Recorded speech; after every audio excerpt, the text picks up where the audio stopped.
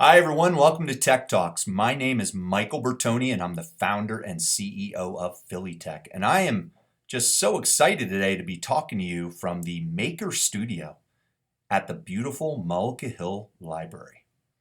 Have you ever been to your library before? Maybe you should go to your library. I go to the library probably once, maybe twice, once a week, maybe twice a month, because my girls actually get babysat by my parents. And it's about 10 minutes from here. It's unbelievable. I work here, and now I'm thinking maybe I could do videos, do a little audio video, do some professional podcasting, video podcasting for my audience, for my huge audience. So you got to come to Tech Talks. Tech Talks is in Cherry Hill, New Jersey. Everybody knows that. And you got to go to your library. So that's what I'm saying. You got to go to your library and meet guys like Austin over here that just helped me. He's testing out this equipment. Freaking awesome.